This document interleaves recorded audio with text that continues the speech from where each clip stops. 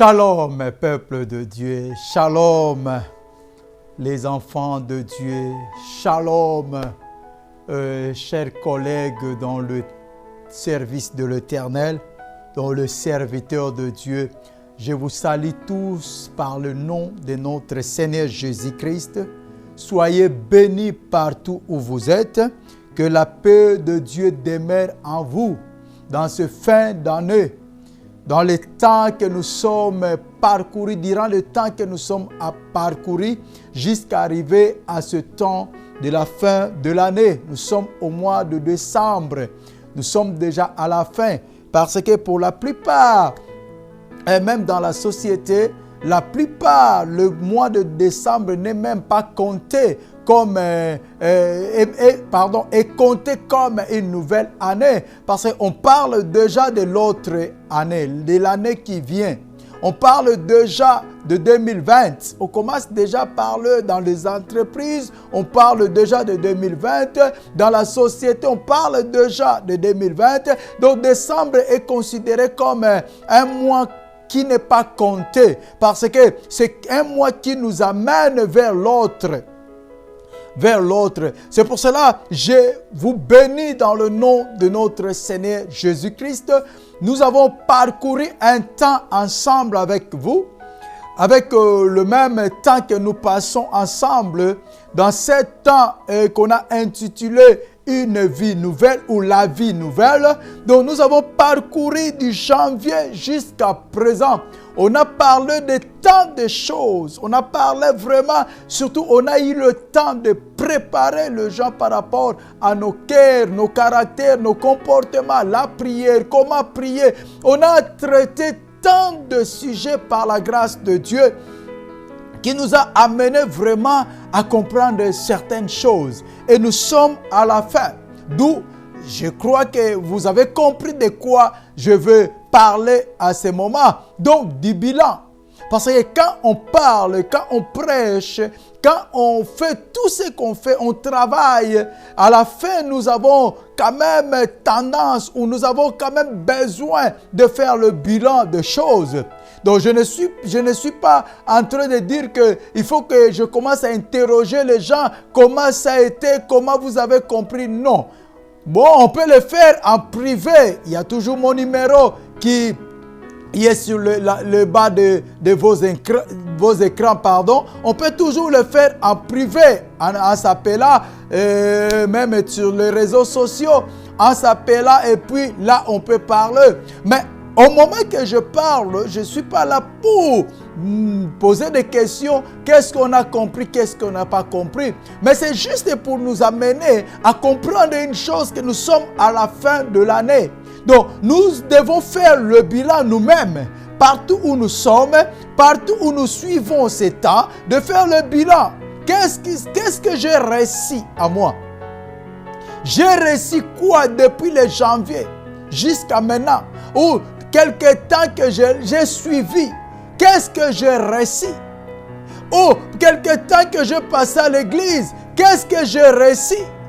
Quelque temps que j'ai suivi d'autres prédicateurs, qu'est-ce que j'ai réussi? Quel est le bilan de tout ce que j'ai suivi durant toute l'année? Quel est le bilan? Parce que si on ne le fait pas, le risque est quoi? On commencera à faire les mêmes choses, on restera toujours dans les mêmes choses, on n'avancera pas. Ça, c'est le bilan si on ne fait pas, le risque, si on ne fait pas le bilan. On ne saura pas qu'est-ce qui a marché, qu'est-ce qui n'a pas marché. On ne saura pas toutes ces choses. C'est pour cela que le bilan est important. C'est pour cela que dans le monde, nous le verrons dans des sociétés, ils font le bilan de l'année. Ils font le bilan sur tous les plans. Le plan financier, le plan personnel, le plan technologique, tous les plans, ils font le bilan pour comprendre qu'est-ce qui a marché et qu'est-ce qui n'a pas marché. Ce qui n'a pas marché, c'est le temps d'améliorer ou de faire de façon que ça marche l'autre année. Pour ne pas entrer avec le poids de cette année en 2020. C'est ça l'objectif. Tu as écouté tant de prédications. Tu as écouté tant de choses. et nous voici à la fin de l'année.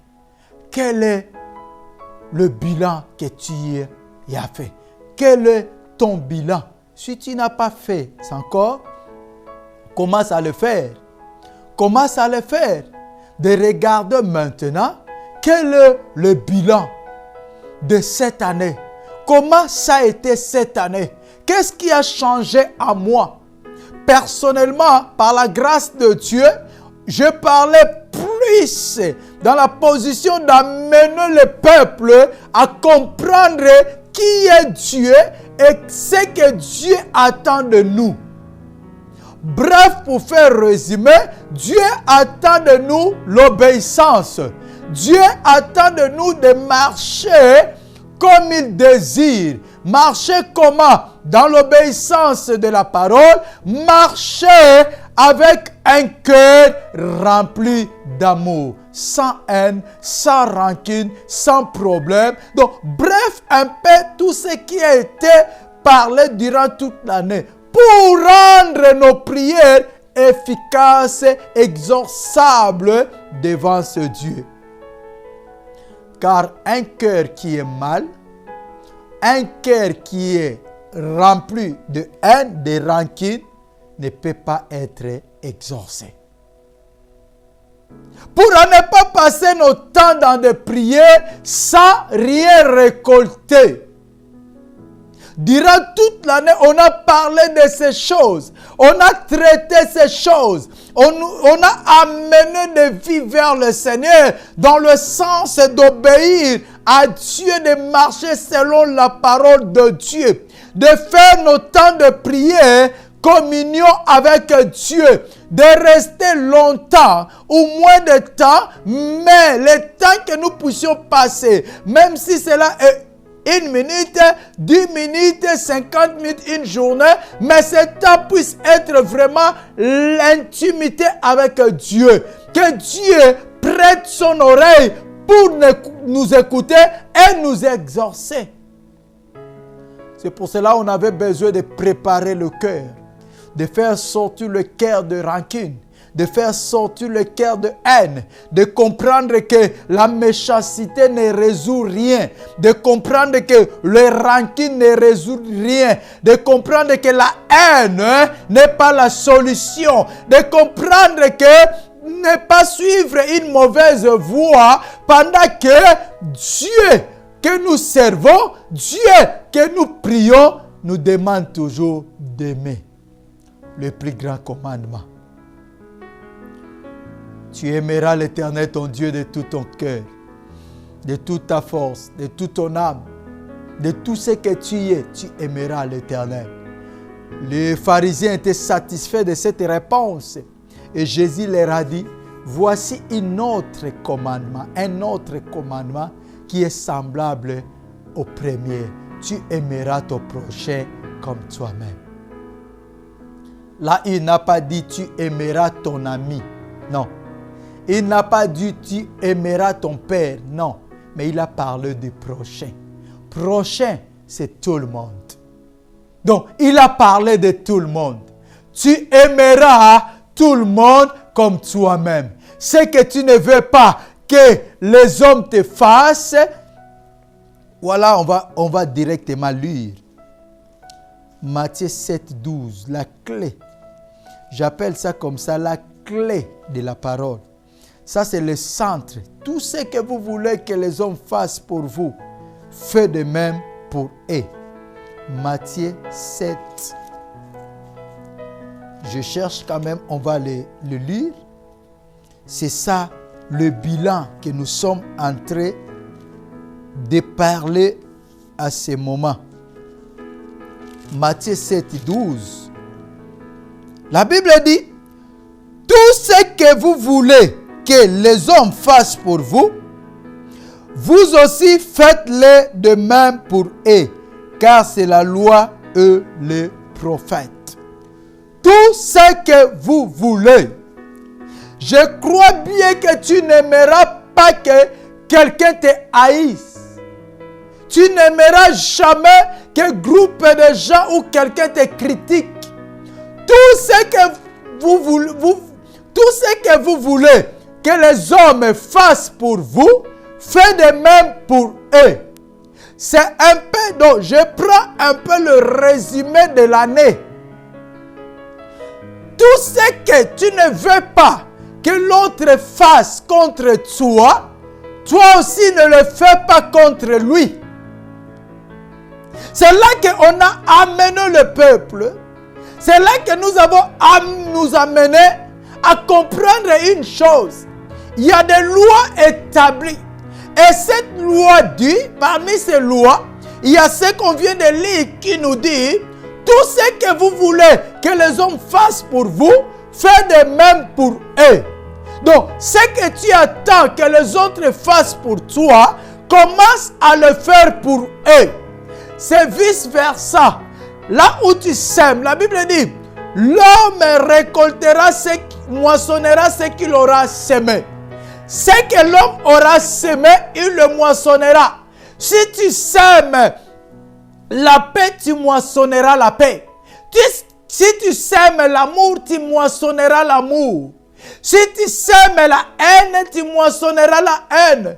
Si tu sèmes la jalousie, tu moissonneras la jalousie. C'est la loi et le prophète. Tout ce que vous voulez que les hommes fassent pour vous, faites de même pour eux. On a amené le cœur à comprendre ces choses. Ça ne sert à rien de se venger. Car la Bible dit, c'est à moi la vengeance, c'est à moi la rétribution. On va laisser les choses à Dieu.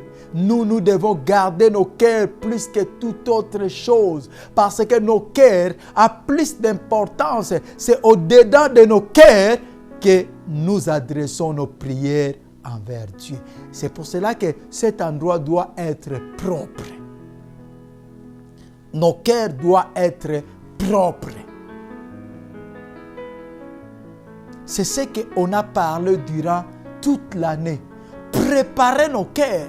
Enfin, quand nous allons entrer en 2020, que nous puissions entrer autrement, que nous puissions entrer différemment, que nous puissions entrer avec cette vie nouvelle. C'est ça l'objectif, d'entrer en 2020 béni, d'entrer en 2020, les portes sont ouvertes, de ne pas rester le même, de ne pas faire toujours la même chose. Je nous répète, la jalousie ne résout rien. La colère ne résout rien. La haine ne résout rien. Tout le mal ne donne pas la solution. Ce qui résout les choses, pardonner, avoir un cœur propre, aimer, c'est ça la direction que Dieu nous attend. Et nous avons parlé de ça durant toute l'année. Toute l'année. Grâce à Dieu, au canal de ces chaînes, toujours www.one-tv.org. C'est pour cela que je demandais à plusieurs fois de bénir ces chaînes, de bénir, d'entrer www.one-tv.org. Entrez, il y a les coordonnées et bénissez ce canal, ces chaînes, cette télévision. Bénissez cela par des prières, par les finances, par tous les moyens que vous pouvez bénir. Parce que nous avons passé à travers de cette télévision pour partager la bonne nouvelle. Et aujourd'hui, nous sommes suivis par d'autres moyens, par d'autres canaux, mais c'est au travers propre. C'est vraiment la racine de notre transmission. OneTV.org. Bénissez cela. Et Dieu sera reconnaissant envers vous. Le bilan. Nous allons lire des passages. Timothée. Là, Paul est en train de faire son bilan. On commence par 1 Timothée 1, 18 à 19. 1 Timothée 1, 18 à 19. La Bible dit ceci. La recommandation que je t'adresse, Timothée, mon enfant, selon les prophéties faites à ton sujet, c'est que d'après elle, tu combattes le bon combat. Et bilan. La recommandation que je t'adresse, Timothée, est que tu combattes le bon combat. Et comment combattre ce bon combat? 19. En gardant la foi et une bonne conscience. La recommandation, c'est de combattre, de faire un bon combat. Mais comment on doit le faire? Il a parlé de deux choses. Le bilan, en gardant la foi et une bonne conscience. C'est ce qu'on a parlé durant toute l'année.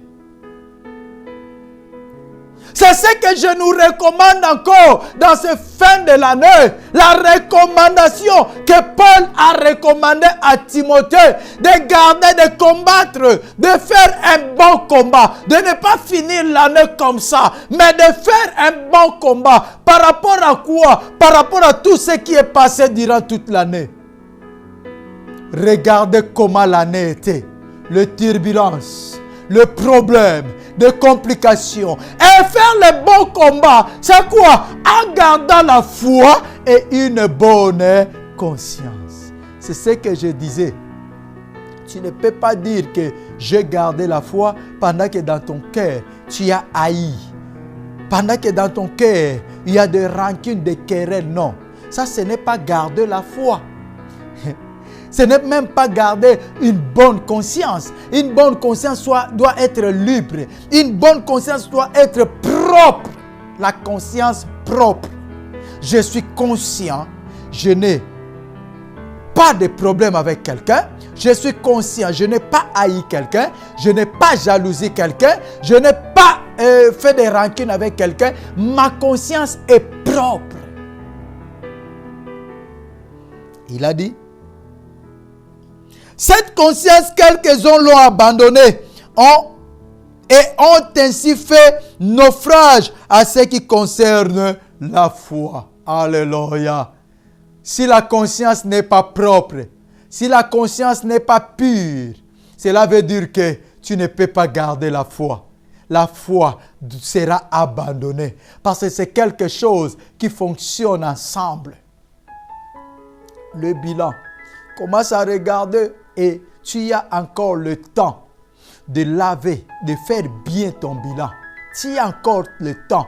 Tu as encore 1 ou 2 jours pour entrer dans la nouvelle année. Tu as encore quelques heures, tu as encore quelques secondes pour entrer en 2020. Et je veux que tu entres dans cette année avec une conscience propre, une conscience très propre, avec une foi forte.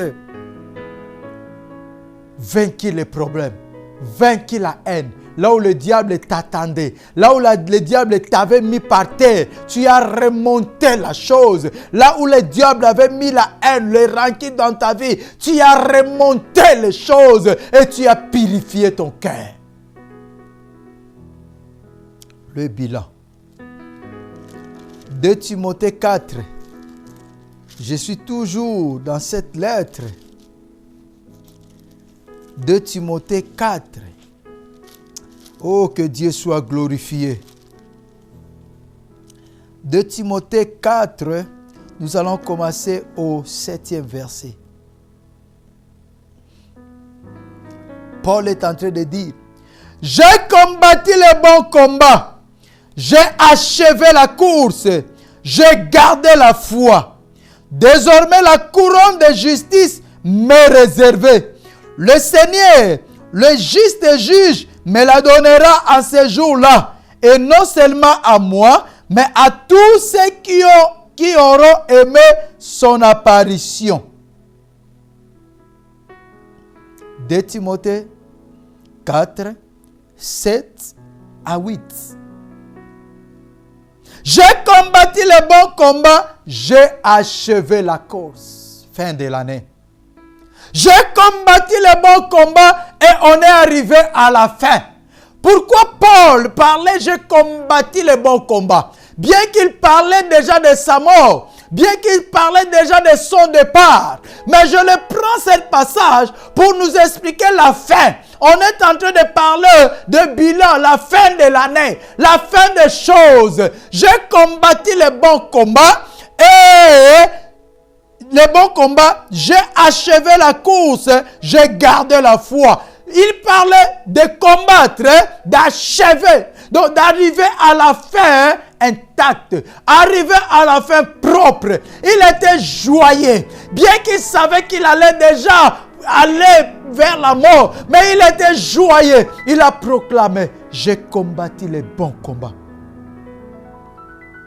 J'ai achevé la course, j'ai gardé la foi. Désormais, la couronne de justice m'est réservée. C'est ce que nous sommes en train de parler pour l'année prochaine.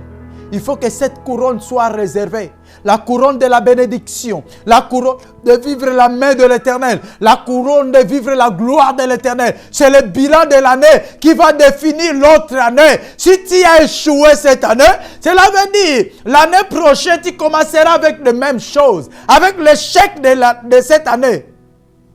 Cela veut dire, tu ne peux pas dire, j'ai combattu un bon combat, j'ai achevé. Non, parce que tu n'as pas achevé, tu es toujours par terre.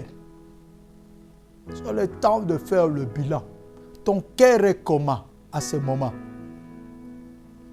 Quand tu vois la personne que tu haïssais l'autre fois, tu continues à avoir toujours mal dans ton cœur.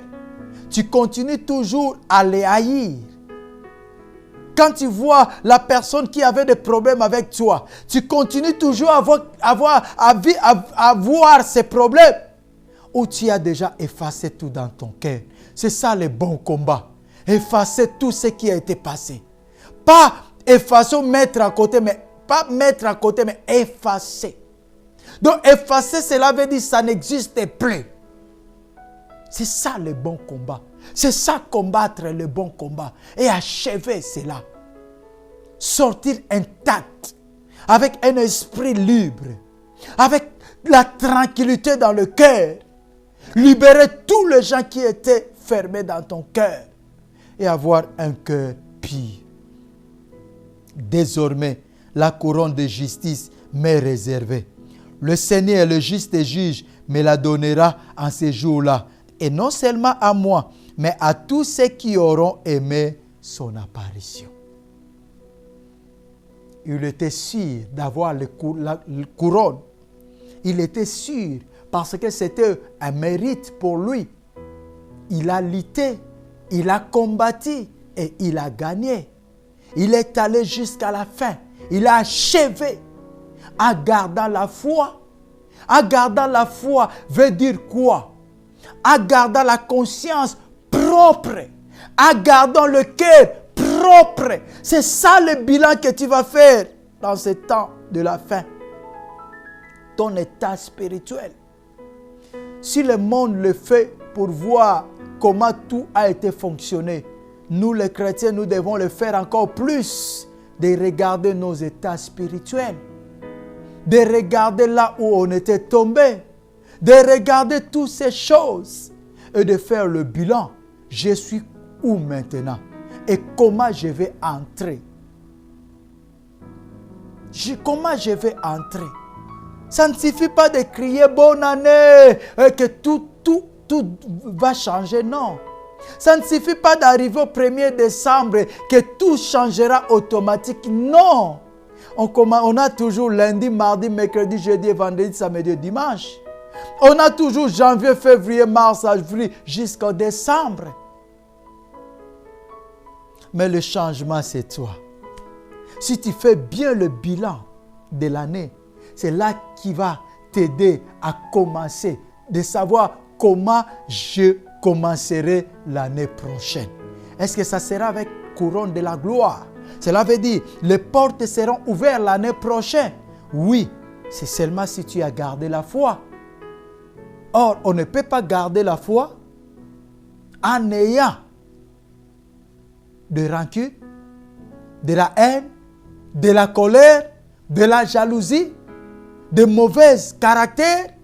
de mauvais comportements, ainsi de suite. On ne peut pas garder la foi si notre conscience n'est pas tranquille, si notre conscience n'est pas propre, si nos cœurs n'est pas propre. Voilà, bien-aimés, c'est à nous maintenant de faire le choix. Dieu a laissé le choix à tout un chacun de nous. C'est à nous de faire le choix. Quel est ton bilan? Quel est mon bilan? Est-ce qu'on a achevé l'année comme ça devait être? On a gardé la foi? On a changé les choses qui n'allaient pas? Ou on est resté le même? Est-ce qu'on peut dire avec force que j'entrerai 2020 dans la gloire avec le couronne? Ou ça sera seulement des paroles dites comme on a parlé depuis qu'on est né. L'année telle sera l'année de gloire, mais on arrive, il n'y a rien. C'est ce que j'ai parlé à l'église. Aujourd'hui, on peut passer des années et des années, mais si on n'a pas compris, si on n'a pas arrivé là où le Seigneur nous attend, donc les années passeront, mais ça sera toujours la même chose. Rien ne changera, mais les années passeront. Et on commencera à utiliser ça comme des slogans. L'année prochaine sera l'année de la victoire, l'année du succès. Mais on finit l'année jusqu'en décembre, il n'y a pas de victoire, il n'y a pas de succès. Au contraire, on redescend encore.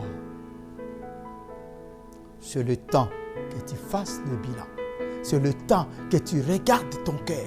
C'est le temps que tu regardes ta vie. C'est le temps que tu regardes en face tes échecs. Ce qui t'ont fait descendre là-bas. Et de relever le défi. De mettre le cœur que le Seigneur a besoin. Le cœur d'amour. Le cœur de paix. Le cœur de joie. Aimer tout le monde. Vivre bien avec tout le monde. C'est ce que Dieu nous attend.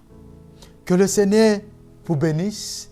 Nous allons nous retrouver prochaine année par la grâce de Dieu. Demeurer dans la paix. Rester à faire le bilan.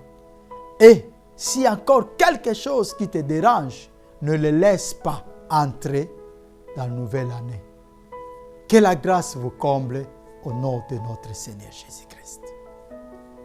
Amen.